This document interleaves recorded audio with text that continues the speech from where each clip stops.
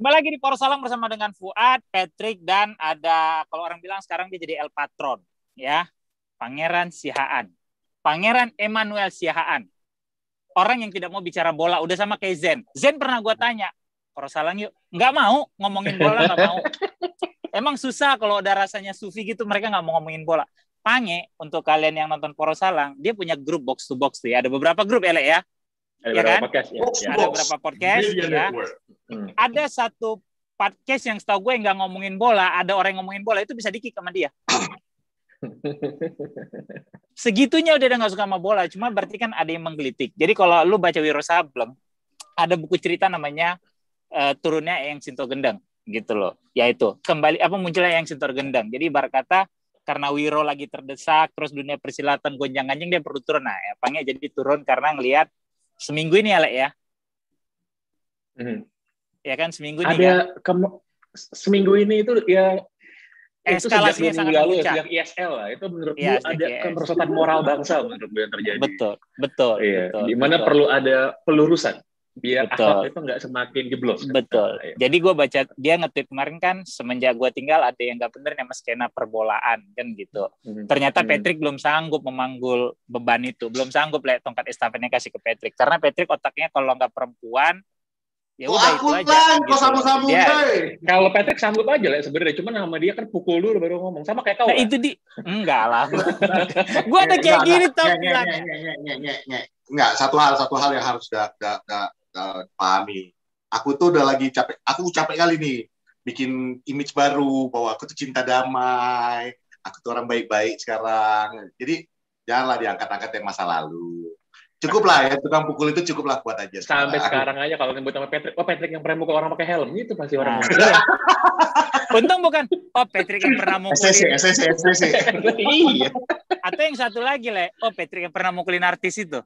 Oh iya itu juga. Aduh ya Allah. Iya kan? Rambutnya pakai minyak. Jadi Pange ini mau ngomongin apa hari ini? Kita pokoknya kasih aja dia mau ngomong apa, kita kasih pet, jangan kepotong. Nah, nih, jadi keresahannya apa? Kan sesuai dengan tweetnya channel netral. Sekarang kau salah, coba diulang lagi. Selamat datang di channel netral. Sorry, gue anak dewa. Anak dewa. Terbaik. Jadi, gitu loh. Kita ini memfasilitasi, kita ini benar-benar bersifat netral, memfasilitasi Bang Pangeran Sihaan, El Patron mau menyampaikan apa, kita tinggal the time and space is yours. Boleh. Sebenarnya sih gue nggak mau menyampaikan apa yang berbeda dari apa yang udah kita atau sudah di-tweet di Twitter.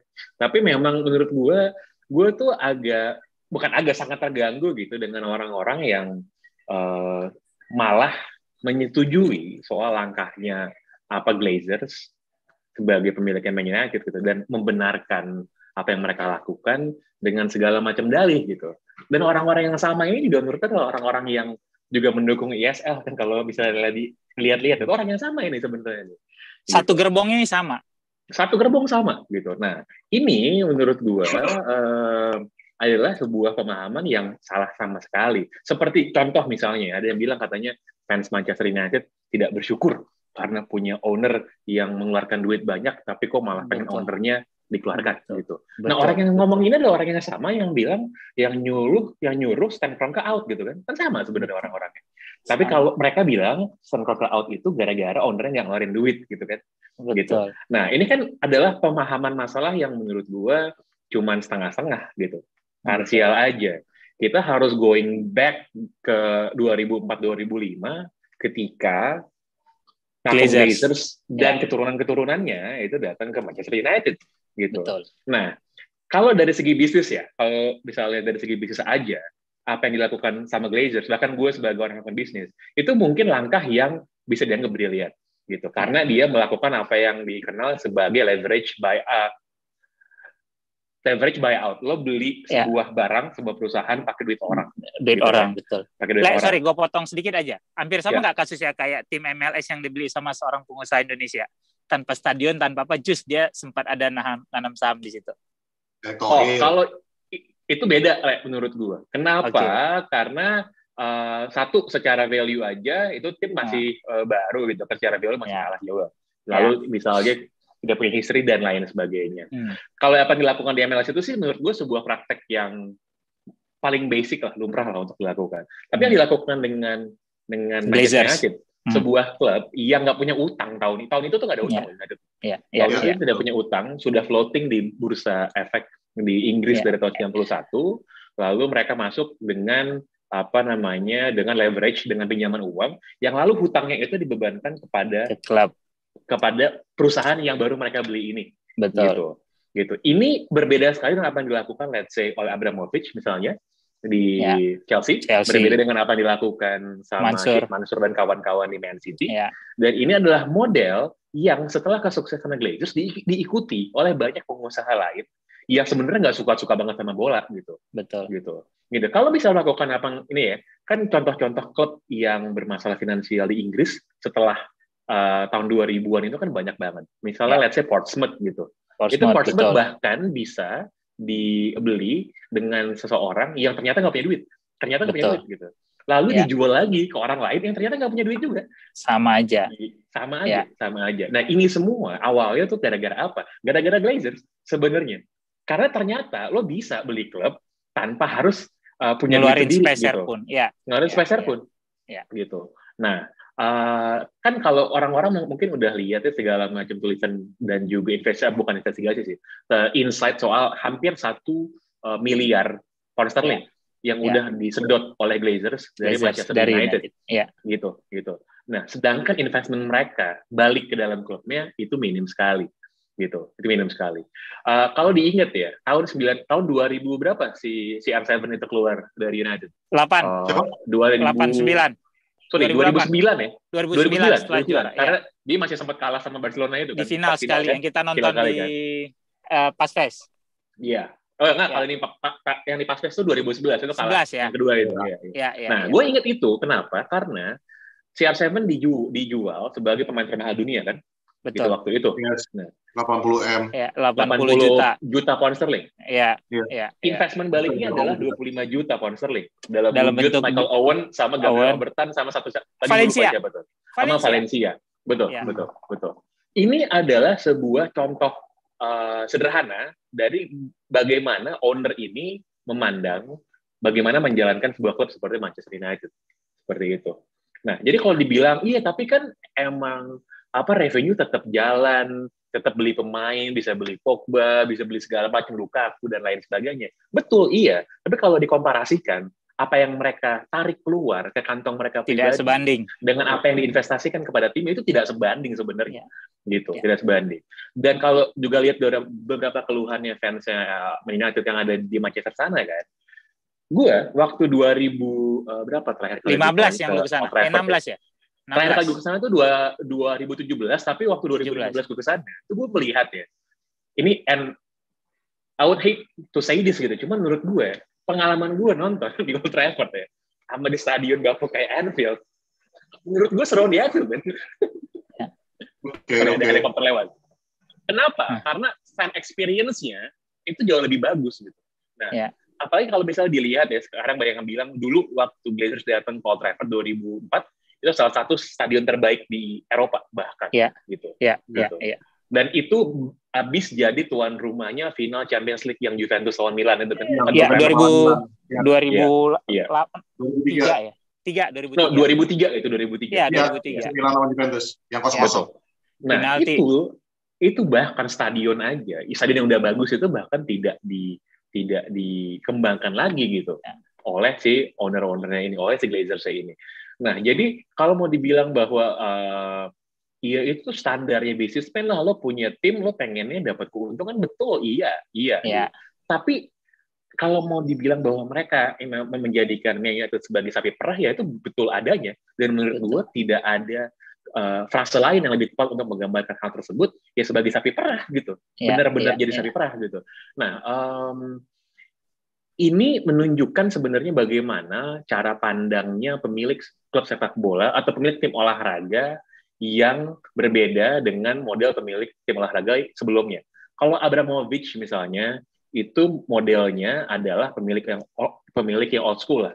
Kayak misalnya lo lihat waktu misalnya Blackburn Rovers juara 90 betul. 65 itu si Jack Walker itu kan yang sebagai ownernya itu nyuntik duit sama Abramovich tuh sama tuh levelnya tuh gitu. Dia emang suka gitu dan kebetulan di akamsi kan nyuntik duit lah. Betul. Nah, tapi memang ada generasi baru dari pemilik tim olahraga, pemilik tim sepak bola yang mungkin nggak suka sama sepak bola gitu. Karena kalau lu suka sama sepak bola, kayak Abramovich deh. Orang sebenci apapun sama Abramovich, orang nggak bisa bilang dia nggak suka bola, man. Gitu. Iya. Kan hampir setiap pertandingan datang.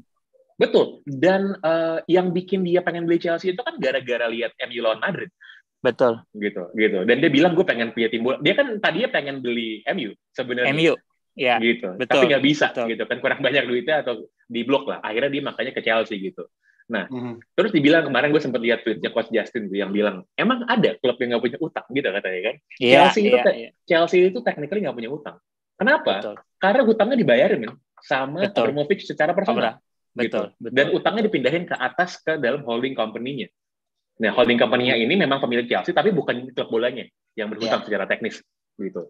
Nah, ketika semua hal ini dikombinasikan dengan tidak perform dengan bagusnya Man United, betapa bleeknya dalam pembelian pemain gitu, betul. Ya, dan lain sebagainya. Ini kan menunjukkan bahwa masalah itu benar-benar dari atas gitu. Jadi bukan cuma urusan taktik, strategi pemain, pelatih salah dan lain sebagainya. Ya. Benar gitu.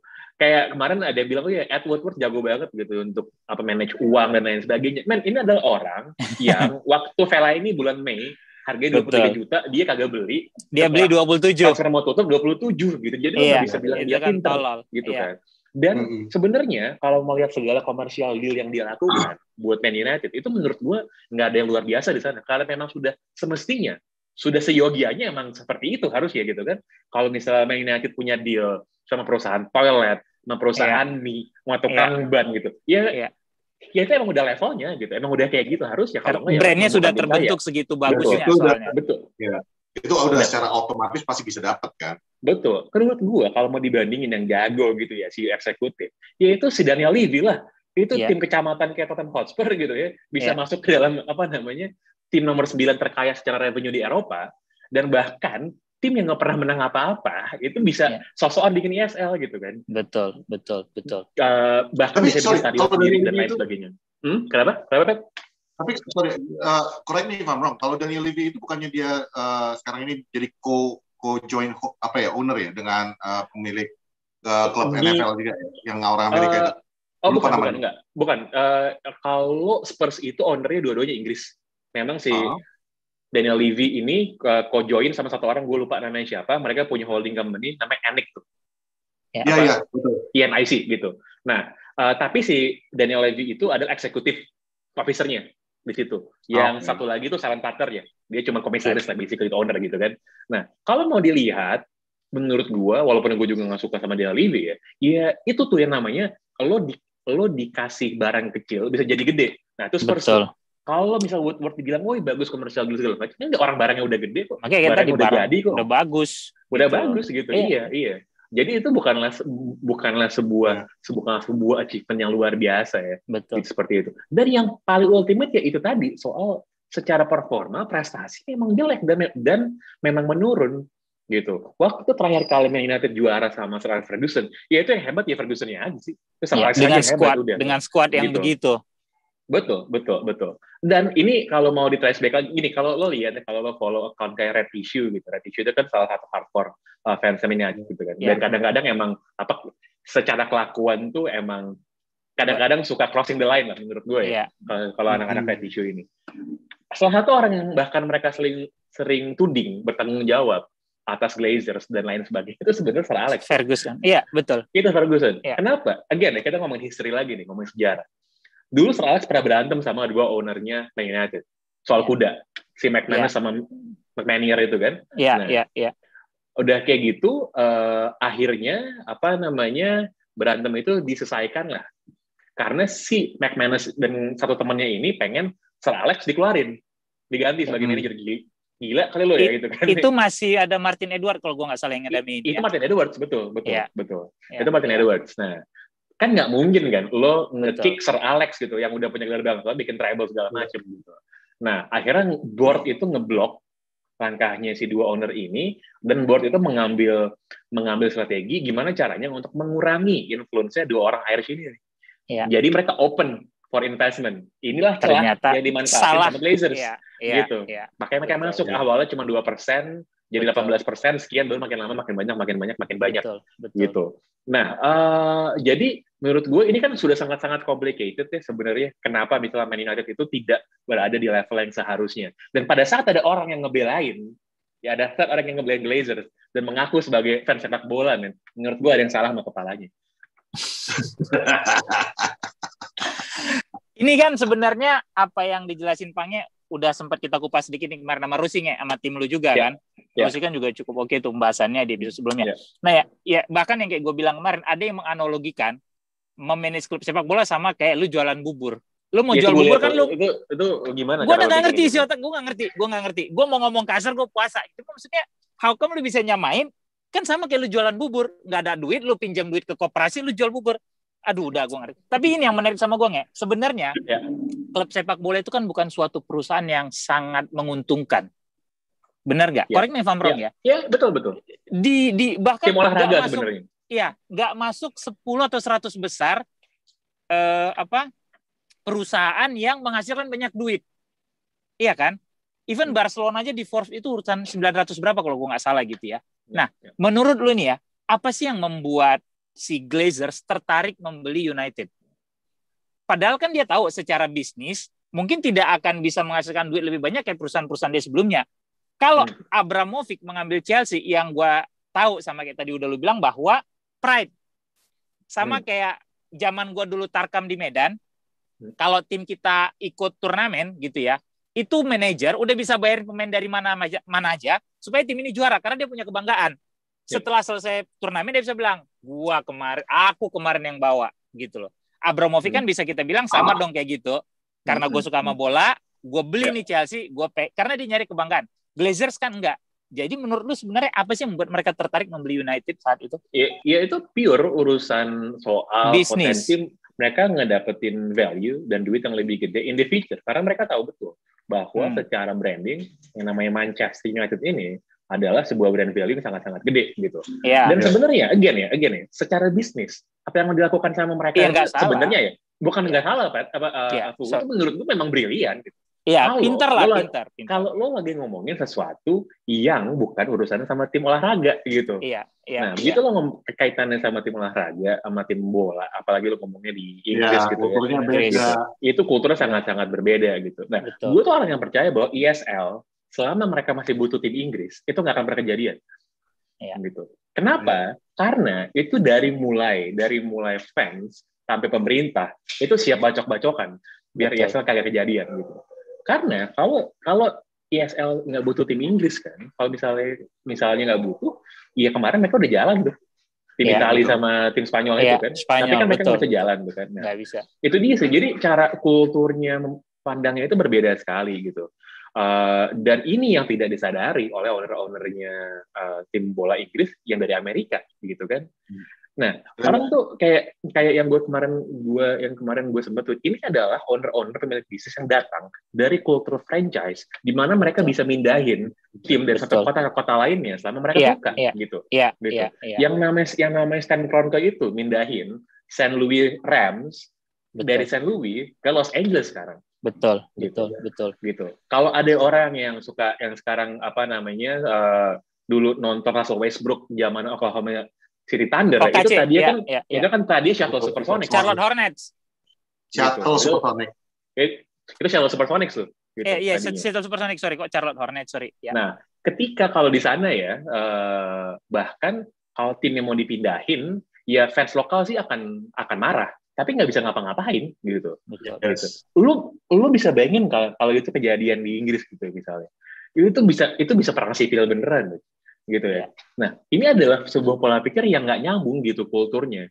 Sama kalau gue lihat gimana orang-orang yang kemarin ngedukung ESL, itu kebanyakan adalah fans olahraga Amerika kan. gitu Iya. kan, yang memang udah terbiasa sama NBA, sama Betul, NFL dan lain betul, sebagainya. betul. Again, itu secara kultur aja beda gitu. Tim bola itu dibikin abad 19. Yang kalau ada fans sekarang yang nonton itu ya kakeknya mereka, kakek buyutnya mereka. Betul. Dan itu tuh beyond dari sekedar urusan olahraga sebenarnya. Betul. Gitu. Betul. Itu bukan cuma sekedar menang atau kalah lagi. Itulah kenapa pertandingan lower league di Inggris misalnya, itu yang nonton bisa full pack stadion gitu. Ya, walaupun stadionnya kecil ya, walaupun stadionnya kecil. Nah, betul. Tapi kan itu kan secara kualitas match jelek banget gitu. Karena betul. Kenapa? Karena nggak penting gimana permainannya. Bagi mereka kan klub bola itu adalah itu bukan cuma tamasya, cuma adalah ekstensi atau representasi dari identitas mereka gitu. Betul, itu nggak ada urusan sama yang main siapa, sama mainnya bagus atau enggak gitu. Itu benar-benar nggak penting sebenarnya. Itu kebanggaan gitu. Mereka, ya betul. Kebanggaan. Makanya kalau ada yang bilang bahwa ya kalau misalnya ESL itu yang nonton kan bisa lihat big match setiap minggu, setiap hari. Itu menurut gue missing the point gitu. Yang bikin sepak bola itu jadi luar biasa itu bukan soal big match-nya. Dan yang bikin kenapa sebuah pertandingan jadi big match adalah karena itu jarang kejadian kan. Betul. Iya itu yang udah kita bahas sebenarnya. Gimana lu bisa bilang big match kalau tiap minggu lagi namanya. Iya kan? Betul. Orang kan big match itu kan karena kayak United Liverpool, orang kan nunggu setahun cuma 2 kali. Paling bonus bisa 4 kali kalau ketemu di Eropa atau kalau ketemu di FA Cup. Di luar itu kan emang udah pasti cuma setahun 2 kali ketemunya. Itu yang langsung digosok sama media, dibakarlah dari sisi historinya segala macam bla bla bla menjelang pertandingan, iya kan? Sehingga eskalasi menjelang pertandingan sangat gede. Sama kayak Boca sama River Plate, iya kan?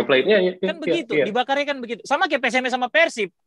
Ya kan, dulu Perserikatan cuma ketemu 2 kali gitu loh. Dengan rivalitas yang sangat tinggi, itu yang ditungguin orang di Bandung dan ditungguin orang di Medan gitu loh. Kalau ingat nggak ketika tahun berapa ya, 2012, 2013 waktu Real Madrid ketemu Barcelona itu 6 kali, itu 7 kali. Berapa kali? 6 kali. Iya, itu gua aja nontonnya udah 6 kan, udah betul, nggak ada rasanya gitu tau nggak? Betul. Dia lagi gitu ya. Itu sebenarnya hukum psikologi dan hukum ekonomi sih. Semakin tinggi repetisinya, kualitas pasti akan semakin turun. Itu udah pasti. Betul. Nah, ini kan sebenarnya pola pikir yang sama nih, orang yang ESL suka gitu ya. Lalu yang mendukung Glazers dan menjustifikasi gitu apa yang mereka lakukan. Buat gue, kalau lo penggemar sepak bola, lo penonton nih, dan gue ngomong sebagai penonton ya, bukan sebagai orang yang bisnis, lo nggak punya alasan untuk membenarkan apa yang dilakukan sebenarnya. Kenapa coba ada orang yang bisa mendukung itu? Nggak ada alasan, kan? Iya.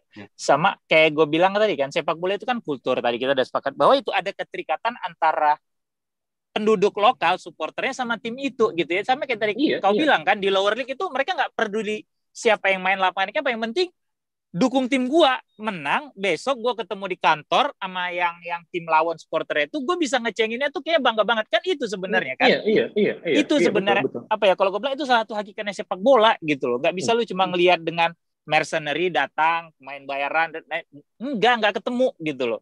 Tapi dari statementnya Fuad dengan lu nge, ada satu yang gua tangkep nih sebenarnya dari tweetnya Koci ya, yang nyambungnya nih. Kan tadi ada yang ngomongin masalah gampang kok bikin tim sepak bola itu sama aja kayak lu usaha bubur yang kita nggak bisa terima itu kan. Karena dia mungkin usaha yang dia tahu itu karena dia tinggalnya di sini, usaha yang dia tahu itu cuma bubur, ya itu gitu kan. Demikian juga kan kalau tweet-tweet yang pas waktu ESL itu yang rata-rata dukung itu kan orang-orang Amerika nih. Dan itu kelihatan banget tuh di Twitter dengan mereka menyebut sepak bola aja dengan sebagai soccer aja udah ketahuan lu lu tinggalnya di mana nih, lu budaya apa yang lu mengerti gitu. Jadi apakah Koci kan katanya sudah sangat luas ya pengalamannya sepak bolanya gitu. Tapi bisa mengeluarkan statement itu, apakah Koci sekarang mungkin kelamaan di Indonesia? Jadi skop dia itu cuma nangkapnya ya udah sepak bola di Indonesia itu kayak gini. Jadi mencontohkannya semuanya kepada sini. Apalagi dia cuma kemarin terakhir pengalamannya di futsal yang kemarin yang sempat ada insiden juga kan. Apa katanya itu ya, makanya bisa mengeluarkan statement kayak gitu. Gue kan kenal Coach Justin udah lama ya, dan gue yakin si Coach Justin temen gue orang pinter, dia pura-pura bego aja sih menurut gue. Iya. Dia sama tahu kok.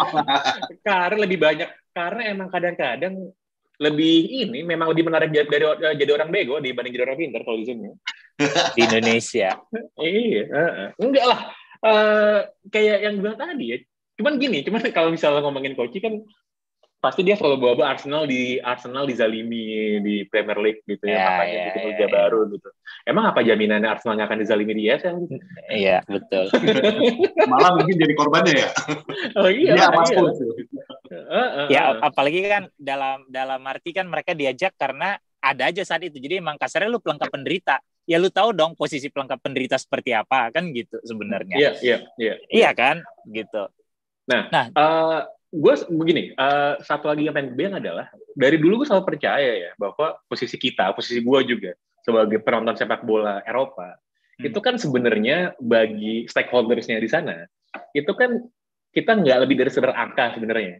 Angka berapa sih, angka pasarnya berapa betul. Dan sebenarnya kita nggak bisa komplain juga karena kita melakukan hal ini dengan sukarela kan, iya kan? Iya, betul. Ya, kita sendiri yang mau itu nonton, bener-bener kita sendiri yang mau nonton, beli berlangganan, bayar, langganan lain sebagainya, and that's fine. Cuma menurut gue sebagai biar kita lebih dari sekedar angka doang, ya menurut gue kita penting untuk mengedukasi, memperbanyak wawasan dan pengetahuan juga gitu, biar kita bisa lebih dapat perspektif yang lebih besar ketika nonton pertandingan, ketika ada misal pemain ditransfer ke klub kesayangan, ketika ada ide breakaway league kayak ESL misalnya, biar pemahamannya tuh bener-bener the whole picture gitu, nggak cuman partial aja. Nah, makanya ketika ada yang mengompor-ngompori netizen secara keseluruhan dengan pemahaman yang setengah-setengah, dan itu nanti akan jadi sebuah pemahaman yang dianggap menyeluruh.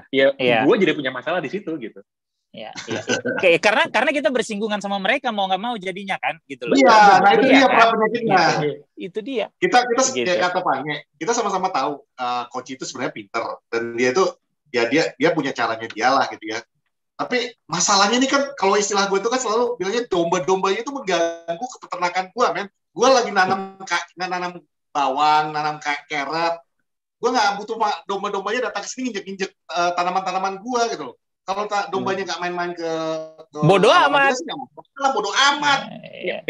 Kalau buat gue ya, Pet, kalau misalnya buat gue, kalau urusannya sama taktik gitu ya, formasi, ngomongin teknikal bolanya, gue tuh udah malas komentar karena menurut gue tuh nggak bakal ketemu lah ya. Betul. Gitu ya. Sepak bola bertahan dan sebagainya, gue udah capek ngomonginnya gitu. Tapi ketika urusannya adalah urusan soal bisnis nih, urusan soal aspek sejarah antropologi gitu ya. Betul. Itu menurut gue harus diluruskan. Betul ya. Sepakat gitu. Sepakat. Betul.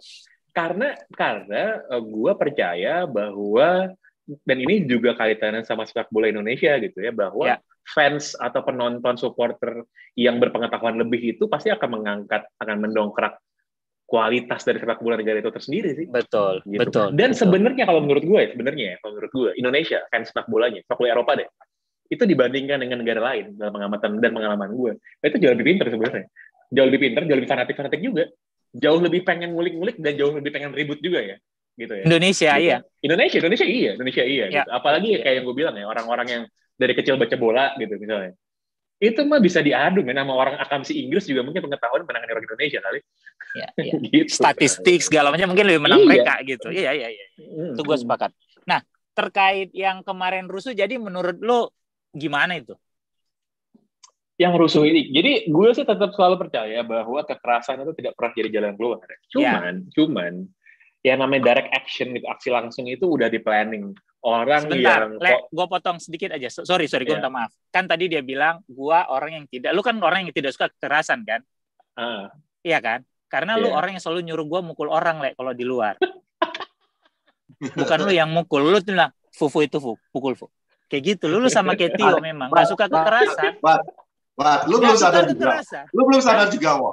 Lu belum sadar juga. Sadar, cuma gue voluntary karena gue kenal dia. Di antara kita ini kan udah terkenal nih.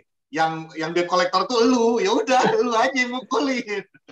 Jam 1 malam temannya dipukul bukan lapor polisi karena dia nggak suka kekerasan. Jam 1 malam. Ini gue puasa, gue nggak bohong. Karena dia nggak suka kekerasan. Enggak, gue nggak suka kekerasan. Gue telepon temen gue yang suka kekerasan jam 1 malam. Dipukul nih si Tio, tolong dong. Sebel gue. Lanjut ya. Enggak. Itu kan gue bisa tolong untuk menengahi. Bukan untuk apa-ngapain. Enggak. Anyway, soal demo yang kemarin. Jadi itu udah di plan sebenarnya kan sejak ESL gitu. Kalau bagi fans United yang yang suka ngeliatin forum lokal mereka, follow Twitter mereka, itu selalu ada tuh tiap hari gitu. Ajakan dan seruannya kita join segala macam. Tapi banyak banget terjadi itu kan kemarin tuh buah rasa frustrasi yang luar biasa. Udah segini gitu. Kalau kemarin kita bilang mengkelnya kan. Dongkolnya udah luar biasa. Betul. Dan lagi-lagi ini tuh kaitannya bukan cuma sekedar performa tim di atas lapangan gitu. Tapi ini lagi ngomongin sebuah institusi yang adalah kayak gue tadi bilang adalah representasi dari identitas mereka sebagai orang Manchester. Gitu. Yang diobrak-abrik sama pendatang. Siapa yang nggak marah kalau begitu kan? Betul. Benar, kemarin kan? Betul. Kemarin ada Twitter Zen yang menurutku bagus banget. Dia bilang orang-orang yang lagi demo di Old Trafford ini adalah ya mungkin orang-orang yang dulu pas kecil nonton di sana sama kakeknya gitu di bawah. Iya, itu gue baca, gue retweet. Gitu. Betul. Jadi menurut gue selalu menganggap bahwa tim sepak bola itu hanya sebagai sebuah tim olahraga itu kan di atas lapangan. Di luar lapangan gitu. Ya sangat banyak mereka aspeknya. Adalah sebuah institusi kultural gitu. Budaya. Identitas masyarakatnya. Betul. Pada saat lo ngomong kultur, pada saat lo ngomongin budaya, lo akan ngomongin tradisi, lo akan ngomongin legacy. Karena kalau nggak dari tradisi dan nggak dari legacy, nggak ada yang namanya budaya gitu kan. Bahkan namanya budaya itu kan adalah sebuah hasil dari proses yang berkesinambungan kan, dari waktu sampai jadi, gitu. Betul. Sampai jadi gitu. Nah, ini yang gue sering banget tidak melihat ya dari orang-orang yang dari luar bola ingin masuk ke bola. Gue pernah meeting makan malam dengan seseorang yang pengen punya klub bola di Indonesia lah kira-kira gitu ya. Gitu. Dia pengen masuk, dia nanya gitu, gue mending beli klub mana, di daerah mana dan lain sebagainya. Gue dianggap sebagai orang yang punya pengetahuan di sana lah. Terus gue tanya, strategi lu seperti apa gitu. Dia bilang, oh iya udah, nanti gue akan bikin tim di kota yang baru gitu, yang mungkin belum punya tim bola. Gue akan transfer mungkin pemain-pemain yang emang jago dan emang bagus gitu untuk main di sana. Ini gue bukan ngomongin Raffi Ahmad ya, karena gue gak kenal sama dia. Bukan ngomongin itu ya. Nah, nanti kalau timnya jago, pemainnya bagus, nanti orang pasti mau datang nonton ke stadion kan. Salah banget mikirnya. Nggak kayak gitu, men. Nggak kayak gitu. Nggak kayak gitu.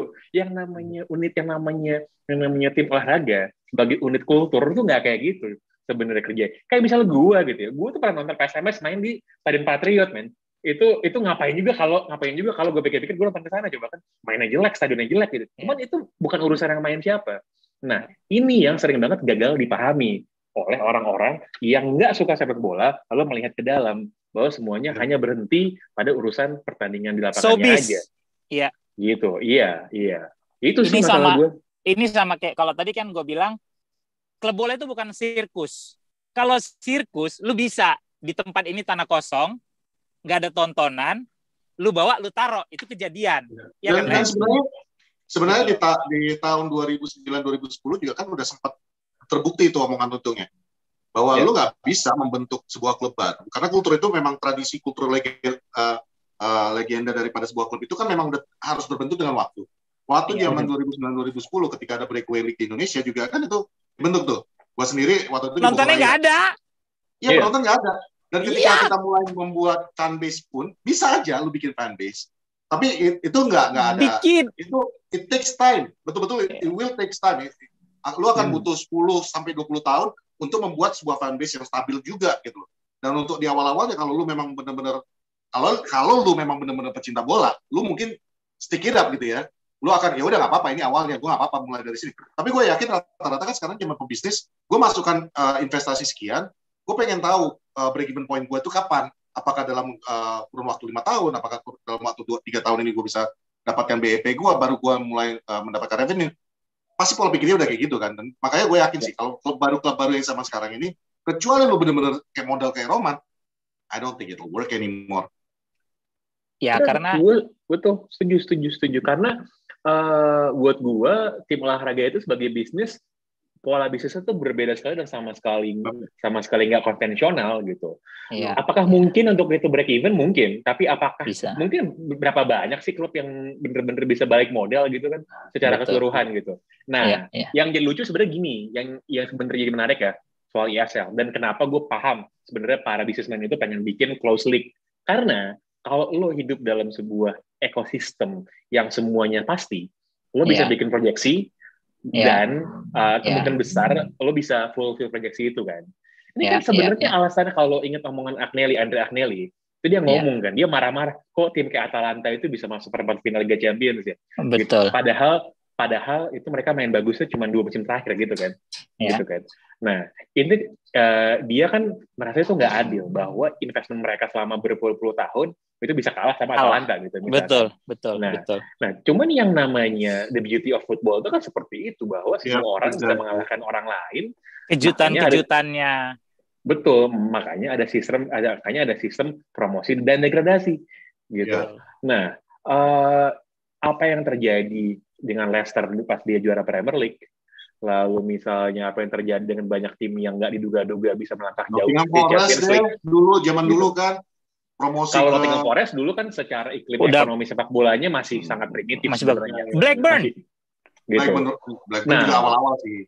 Waktu Blackburn itu sebenarnya itu reaksinya tuh sama kayak pada waktu Chelsea. Lo tim baru, kayak punya sejarah, kebetulan kaya aja gitu kan. Iya. Makanya beli Alan Shearer gitu kan. Ya atau gini, kalau nggak Kaiserslautern yang di Jerman, yang benar-benar dari seri B-nya gitu naik juara gitu kan. Betul. Itu kan benar-benar kejutan ya kalau dari rival klub. Betul. Dan kalau misalnya lihat di Premier League gitu ya, ada beberapa tim yang secara finansial tuh nggak make sense untuk mereka main di Premier League sebenarnya. Tahun lalu itu tahun lalu degradasi itu Huddersfield itu mungkin salah satu tim dengan budget terkecil sepanjang sejarah yang pernah main di promosi ke Premier League ya. Gitu. Nah, cuman karena yang namanya sepak bola itu adalah by merit kan.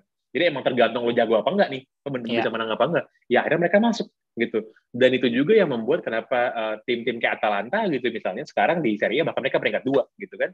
Nah, kalau ini close circuit, close ecosystem kan itu nggak bakal kejadian. Nah, tapi dari sisi bisnis memang lebih menguntungkan kalau ada kepastian.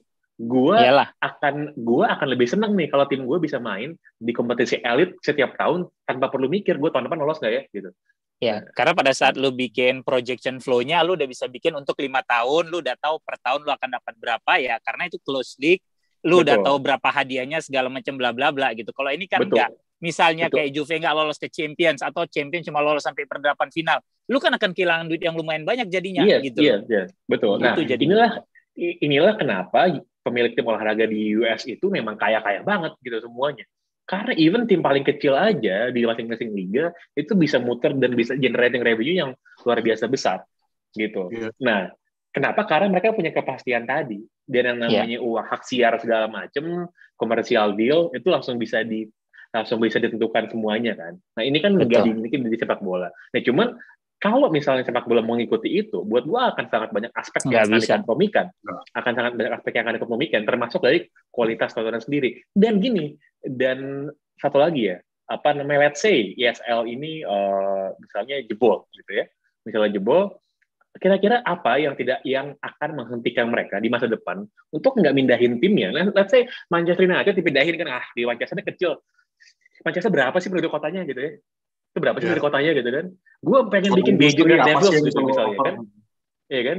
Gue pengen bikin Beijing Red Devils, sekarang di Beijing penduduknya besar banget gitu, itu marketnya gede gitu. Atau gue pengen pindahin timnya ke Dubai gitu, menurut gue tuh sangat masuk akal untuk mereka lakukan gitu. Kalau itu yang kalau emang kepentingannya bisnis semata. Ada orang yang bilang, nggak mungkin lah itu dilakukan. Menurut gue, kenapa nggak mungkin? Karena pada saat lo udah bisa bikin close ecosystem, nggak akan ada yang bisa menghentikan lo untuk bikin apapun. Iya kan? Benar. Di Poros juga waktu itu, pas waktu ESL ini gue udah sempat bahas tuh, bahwa ya yang dilakukan ESL ini resikonya cuma satu nih, kalau bagi orang yang waktu itu juga masih mau komentarin coach, cuma kita nggak pertama waktu itu. Bahwa kalau misalnya ini terjadi, ini cuma tinggal nunggu waktu sebelum sepak bola ini menjadi franchise football. Nah, kalau udah franchise football, yang akan terjadi ya sama kayak NBA. Lu bisa, kayak lu bilang tadi, Oakland Thunders, tadinya Seattle Supersonics, LA Lakers sendiri dulu bukan di LA kan awalnya kan. Makanya Minnesota Lakers. Pakai nama Lakers kan. Makanya mereka pakai nama Lakers. Makanya warnanya juga warna biru muda dulu itu. Jadi maksud gue itu ya ESL was doomed from the very start sih sebenarnya. Di luar yang aspek-aspek yang itu juga, aspek mereka itu juga kalau menurut gue pribadi waktu itu adalah miscalculation-nya JP Morgan, miscalculation-nya daripada faktor-faktor uang yang ada di belakang ini, melihat bahwa faktor fans ini nggak sekecil yang lu anggap gitu, bahwa mereka itu nggak cuma belanja aja. Walaupun tetap aja sih fans ini memang bukan karena fans ini kemarin gagal, lebih kepada investor yang pada akhirnya there is no stability, there is no for sure bahwa ini bisa terjadi, makanya akhirnya batal.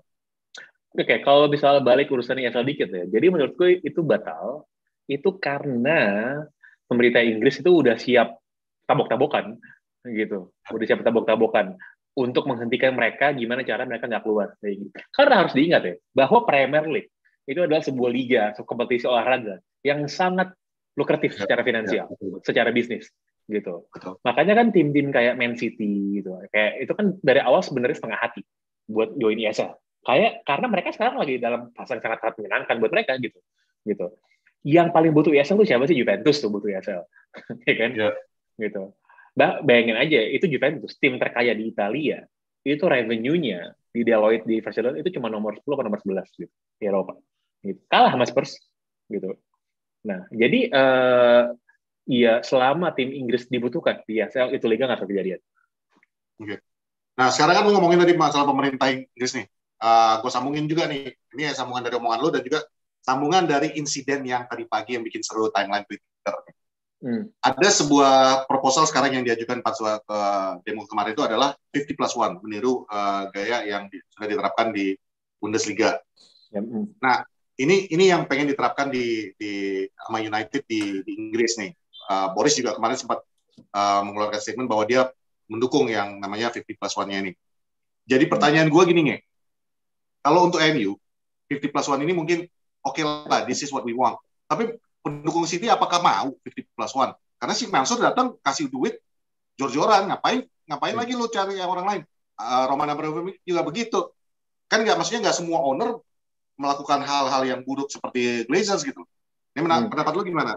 Jadi ada beberapa aspek soal 50+1 ya. Jadi yang namanya 50+1 di Bundesliga itu sebenarnya not necessarily soal kepemilikan, tapi soal voting rights. Gitu. Bahwa keputusan terakhir itu mutlak di tangannya supporter. Gitu. Tapi kaitannya sama finansial sih nggak juga. Itu Bayern Munchen tim terkaya di Jerman, kan. Apakah itu uang supporter ya kagak? Gitu. Itu tuh bukan uang supporter patungan gitu sebenarnya, enggak. Itu tetap aja gitu si bos-bos Bayern itu Uli Hoeneß dan kawan-kawan tajir-tajir banget semuanya gitu kan. Gitu. Sama misalnya kayak di Dortmund gitu, si Watzke itu ya tetap aja tajir gitu. Bukan gara-gara duit fans Dortmund itu. Pakai Dortmund bisa beroperasi kan. Nah, tapi kalau ngomongin kemungkinan 50+1 di Inggris, kampanye Tory 2019 waktu mereka menang pemilu itu Boris Johnson, salah satu kampanye itu adalah soal 50+1. Itu mereka akan paling enggak mempertimbangkan untuk pakai 50+1 gitu di Inggris. Karena mereka bilang ya klub bola di Inggris adalah cultural heritage kan gitu. Melindungi itunya gitu. Dan kalau lihat Inggris itu adalah negara yang sama warisan sejarah budaya itu luar biasa protektif, gawat nih. Lo sampai tempat duduk kan gue lagi sering jalan di Inggris gitu, jalan di London, terus tiba-tiba ada sebuah flat kecil gitu, terus tiba-tiba ada plakatnya gitu. Dulu penulis siapa tinggal di sini. Tinggal di situ. Tinggal di sini. Itu bener-bener ada di hampir semua jalanan di Inggris gitu. Kalau ada tempat bersejarah. Lo bayangin aja kalau dengan jalan aja mereka seperti itu, apalagi dengan klub bola gitu kan. Yang mendatangkan duit ya buat mereka. Betul, yang mendatangkan duit gitu, betul. Nah, tapi pertanyaannya kalau itu dari tahun 2019, kenapa baru sekarang rame-rame gitu kan, Boris Johnson kan? Ya ini namanya memang politician being politician aja. Ketika ini lagi rame gitu kan, sentimen publiknya lagi bagus, ya udah kita tunggangin aja nih gitu. Karena apalagi udah mau dekat ke pemilihan selanjutnya kan. Mau ada by election nih, betul. Minggu ini by election hari Kamis. Kan nyari vote-nya di situ. Betul. Nah, jadi kalau ditanya kemungkinannya seperti apa, gue nggak begitu yakin bahwa itu akan di follow up, dan nanti pun akan sangat-sangat ribet karena belum lagi ngomong aspek legal seperti apa, bagaimana lo cara untuk memaksa para owner yang udah invest capital ini untuk ngelepas mengurangi rights-nya. Itu sih gue sejujurnya nggak begitu optimis bahwa itu akan bisa terjadi gitu. Tapi yang paling penting sebenarnya adalah melihat fit and proper test-nya kepada owner ini sih, gitu. Karena kalau ada betul bahwa yang namanya Glazer itu salah, memang iya. Tapi at the first place kenapa dia bisa lolos gitu fit and proper test at the first place ya. Dulu kalau lo inget kan waktu siapa itu Sky ownernya Murdoch. Robert Mau beli Murdoch itu kan United, ya? pernah bawa beli Man United. Betul. Itu di blok 2004. bukan itu tahun 90-an itu dia Awal. 90-an akhir. Ya. 90-an akhir. Itu di blok sama pemerintah Inggris lewat sebuah badan anti monopoli lah, kira-kira seperti itu. Gitu kira-kira. Nah, jadi fit and proper test-nya di Inggris ini memang parah banget sih untuk klub bola ya. Kayak urusannya sama Portsmouth gitu, Wigan kemarin gitu yang udah jebol juga gitu. Dan juga tim-tim lainnya. Kalau Wimbledon itu salahnya lebih gawat lagi karena mengizinkan untuk mindahin klub. Sekarang udah nggak boleh. Iya. Itu sekarang udah ada peraturannya, itu nggak boleh. Itu semenjak Wimbledon jadi MK Dons kan. MK Dons, gitu. Betul. MK Dons kan. Iya, gitu. Jadi emang ini tuh secara struktur sistematis lemah dan dimanfaatkan oleh kaum oportunis seperti Glazers gitu. Nah, terus kalau misalnya ada pertanyaan, lalu what's next nih untuk fans MU di sana gitu kan? Kan nggak mungkin juga si Glazers dipaksa untuk jual, nggak punya duitnya juga. Apalagi saat ini kan gitu. Betul. Ya kemungkinannya ya ada dua. Membuat mereka merasa jengah sehingga mau ngejual. Gitu. Atau ngeluarin duit buat klub. Atau ngeluarin duit lebih buat tim. Gitu. Iya. Kemungkinannya menurut gue lebih besar yang kedua sih. Kedua, gitu. iya. Memaksa mereka untuk menjual itu hampir nggak mungkin. Karena ini bisa sangat menguntungkan buat mereka. Gitu. Iya. Di saat mereka nggak harus keluarin duit dengan cukup banyak gitu. Dan duit yang mereka sedot itu adalah duitnya United sebenarnya gitu. Literally duitnya United gitu. Mereka cuma muter uang aja gitu, muter uang di sana gitu. Berapa banyak yang diinvest sama mereka ke United yang hampir nggak ada sebenarnya. Nggak ada. Ya makanya utangnya United bertambah terus karena ya memang untuk operasional dan di mereka tarik, akhirnya bunga daripada utang itu kan nambah terus jadinya kan. Betul. Yeah. Dan satu lagi yang gue kemarin udah sempat tweet juga soal orang-orang yang kepintaran dan bilang ya beli aja saham United yang udah di float di bursa saham New York gitu kan, ya kan? Itu kayak gue bilang bahwa saham yang di float sama mereka itu kelas sahamnya berbeda, hanya 1/10 voting rights. Betul. Dari saham-sahamnya Glazers gitu. Yeah. Nah, sebenarnya si Glazers itu BU juga. Kalau nggak BU, kenapa gue bilang mereka BU? Karena awalnya 2012 yang di float di bursa sama Glazers itu cuma 10%. Iya. Gitu. Sekarang itu udah 24%. Iya, ditambah. Dan lu cuma akan ngelepas saham lo ke publik kalau lu butuh duit, gitu doang. Iya, gitu. Betul. Jadi sebenarnya ada indikasi mereka ini BU sebenarnya. Mereka ini BU. Sehingga kalau ada orang yang datang mau beli, angkanya cocok sama mereka akan lepas. Gitu. Yeah. Nah, sorry, ini agak out of topic. Sebenarnya nggak out of topic sih. Kan mereka BU sehingga mereka mulai ngelepas bagian sahamnya, iya kan? Nah, ada nggak korelasinya sama kebutuhan mereka di Amerika? Kan mereka punya klub yang kemarin baru juara. Iya, si Tampa Bay Buccaneers. Iya. Ada nggak korelasinya itu? Nggak ada korelasinya sih menurut gue, karena itu dua unit bisnis yang berbeda dan Tampa Bay juga adalah unit bisnis yang menguntungkan buat mereka. Ini duit masuk kantong pribadi, bukan masuk ke klub, bukan masuk duit bisnis. Gitu. Jadi berarti gitu. Memang serakah. Jadi siapa Avi Glazer itu waktu dia terakhir kali ngelepas sahamnya itu akhir tahun lalu, itu dia dapat 70 juta pounds dari saham yang dia lepas di New York itu. Dan itu semuanya masuk ke dalam kantongnya dia pribadi. Itu kagak masuk ke United. Yang mana sebenarnya ya sah-sah aja karena dia kan pemilik saham. Tapi ketika pemilik saham lo melepas saham, lo tahu dia dalam posisi yang nggak kuat sebenarnya. Betul. Iya. Atau kecuali dia ngelepas saham untuk kebutuhan klub misalnya gitu kan, dia sacrifice-nya di situ kan sebenarnya. Itu yang supporter mau kan, itu yang pendukung mau kan gitu. Waktu Man United itu listing di Stock Exchange di London tahun 91, itu tujuannya fundraising buat klub. Iya. Nyari duit buat klub itu sebenarnya gitu. Itu dia. Nah, gitu. Sekarang kan jadi berbeda banget. Makanya mereka sangat marah kan. Jadi apa yang lu dapat dari sini tidak lu kembalikan ke situ gitu loh. Lu telan sendiri. Betul. Itu makanya jadinya orang-orang di sana kayak tadi kata Pange kan, yang kayak kemarin si Zen nge-tweet bahwa itu udah dari kakek neneknya nonton segala macam gitu loh. Lu yang udah terbiasa ngelihat tim lu jago karena manajemennya udah benar ngejalaninnya, terus lu rusak karena keserakan lu itu, makanya mereka marah gitu. Kalau gue ngeliatnya itu sih. Dan juga ya yang sebenarnya lebih parah lagi adalah si para Glazers ini bahkan nggak mau pura-pura suka bola juga, kan? Bahkan mereka Iya, pura-pura aja nah nggak itu mau. dia Gitu. yang bikin. Gitu, kan? Benar. Iya, kan? Sebenarnya benar, itu Lo, sebenarnya kalau secara emosionalnya itu yang paling memancing gitu loh. lo bandingin sama engagementnya John Henry-nya Liverpool.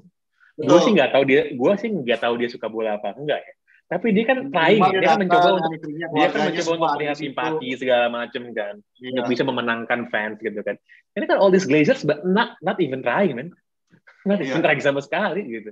Bahkan Itu John yang Henry bikin orang istrinya muak. itu sampai deket banget sama supporternya Liverpool sebelum kejadian ESL ini ya. Jadi dia benar John Henry minimal, makanya kan waktu kejadian kemarin juga kan John Henry ketika minta maaf, pendukung Liverpool tetap aja yang bilang nggak mau terima maafnya, tapi banyak juga yang luluh kan, apalagi ngeliat mukanya udah tua, ngomongnya baik-baik, pelan-pelan kayak gitu, we apologize. Kalau Glazer kemarin ngucapin minta maaf, otomatis itu langsung 50+1, apology not accepted katanya kan. Udah gede duluan. Dan harus diingat juga ya, bahwa nih kalau kita kisah Liverpool, mereka itu menerima John Henry dari 2 owner sebelumnya yang Amerika betul. Juga yang mereka nggak suka. Gitu. Betul, si Gillett sama Hicks itu kan. Ya, Gillett sama Hicks. Betul. Ya, padahal itu juga sering nonton ke stadion loh. Oh, sering cuma kelihatan mereka juga dianggap tidak serius kan. Nah, si John Henry ini kan sebenarnya naratifnya bagus banget. Dia adalah konsorsium bisnis yang bisa membuat Boston Red Sox itu menghilangkan the Bambino Curse Babe Ruth kan. Lu bayangin tim yang udah 90 tahun kagak pernah juara, men. Tahun 2004 itu Red Sox juara sama di bawahnya dia. Tahun 2000 berapa lagi sekian juara lagi tuh kan. Jadi ketika dia datang ke Liverpool, lo dianggap bahwa dia udah sukses nih. Kurikulum vitae-nya cukup gitu loh. Udah oke nih kan, dan dia akan bikin hal yang sama di Liverpool. Itu benar kejadian kan? Proven gitu kan.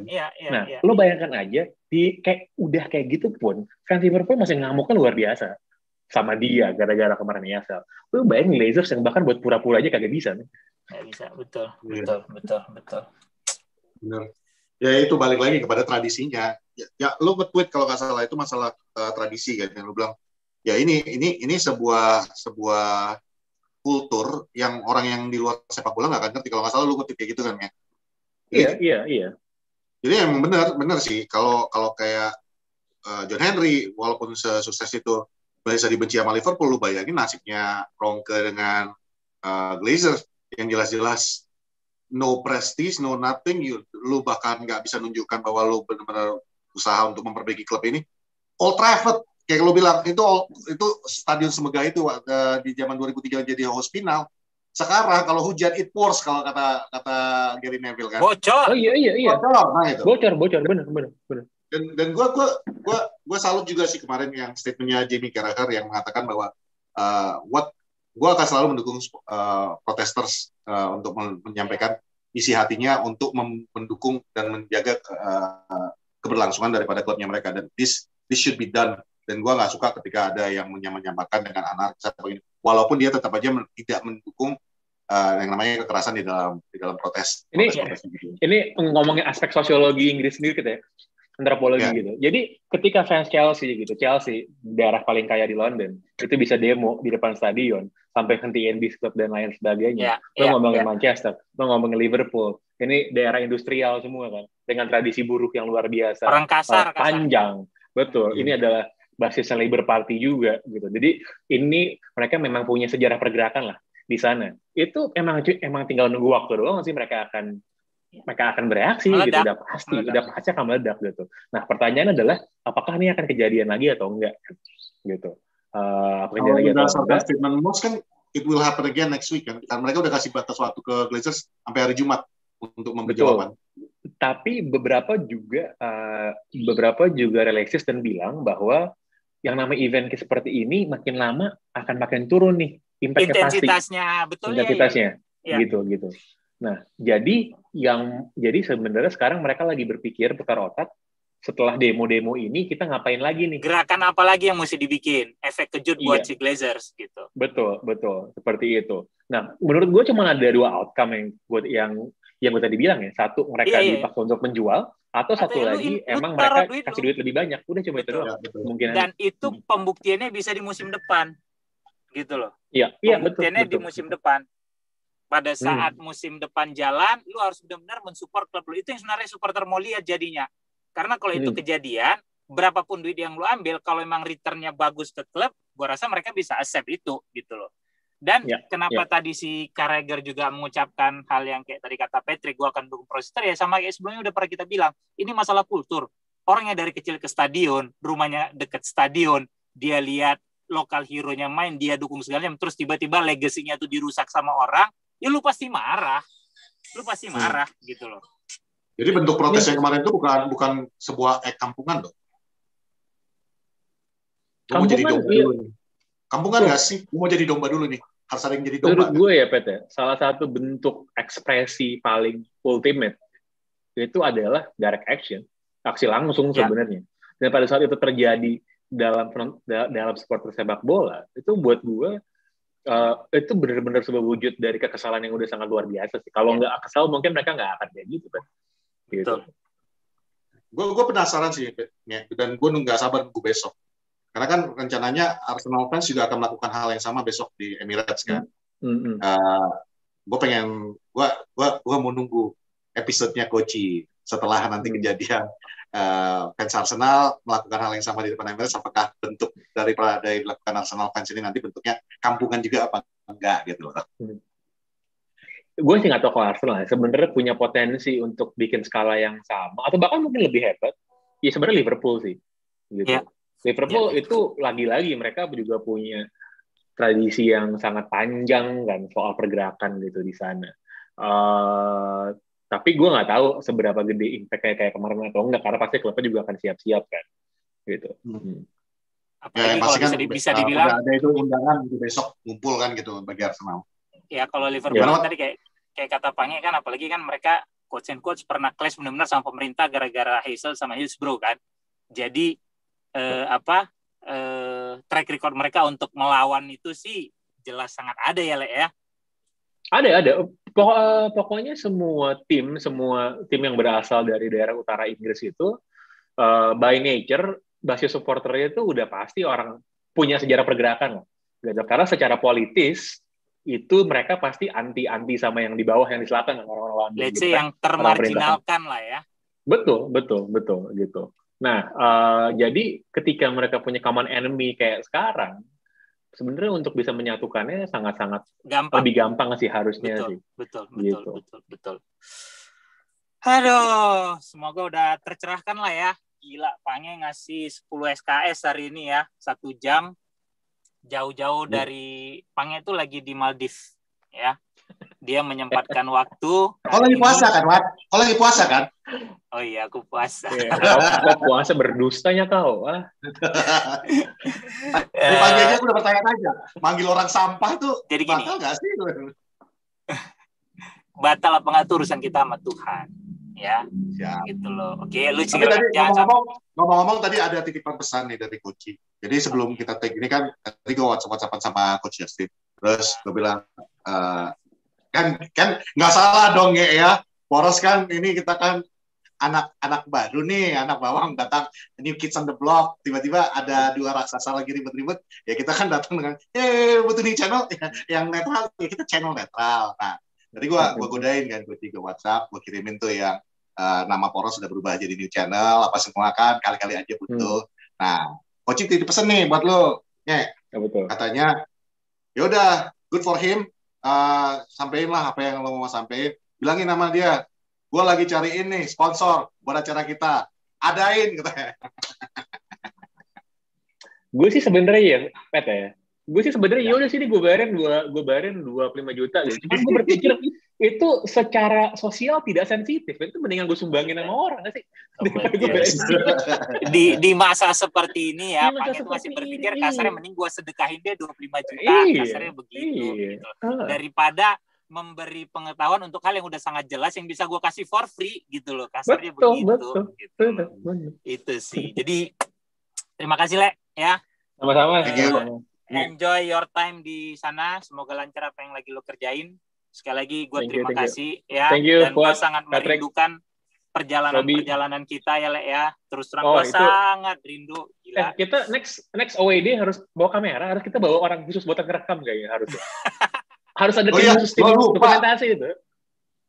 gue lupa tadi Pak Torot di awal tadi udah bilang sebelum off camera tadi bilang, bagi yang nggak kenal Pangeran Siahaan, ya nggak mungkin nggak kalian kenal, tapi bagi yang nggak tahu Pangeran Siahaan ini dulunya gue sama Pak Torot sama Pange ini kita we go way back zaman kita anak-anak komunitas banget gitu loh, dan kita sama-sama pernah menjadi pengurus di sebuah komunitas banget yang mendukung Manchester United, nah kan gitu.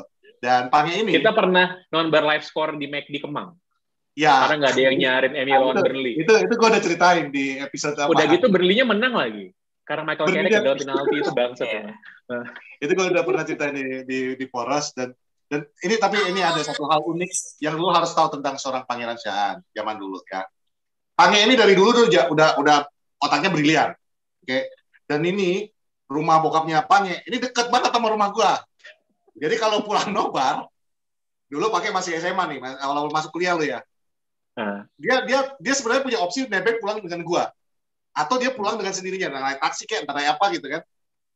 Dan dia lebih memilih gua mendingan naik taksi deh, karena kalau pulangnya sama gua, udah jalan-jalan dulu, gua bisa tuh nanti bawa dia sampai ke Bogor, muter kemana, insiden apa pasti ada terjadi apa, baru nyampe ke rumah kan gitu. Yang nobarnya selesai jam 11, sampai jam 3 pagi.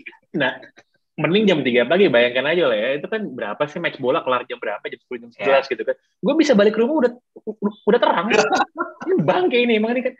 Jadi ini udah ngajarin tahu anak kecil siapa yang nggak bener merusak kan. namanya. Iya, udah tahu siapa yang merusak kan. Jadi sebenarnya untunglah Rara kemarin nggak kepilih menang tuh, karena ya kalau Rara kemarin jadi ketua umum UI dengan Patrick sebagai penasehat, semua member baru UI akan rusaknya, ya udah tahu lah kalian. Salahin aja terus gua. Semua salah gua. Sekali lagi thank you, Ale. Thank you. Siap-siap buka puasa. Ya, thank you. Terima kasih. Hasta la vista. Bye. Bye. Bentar tuh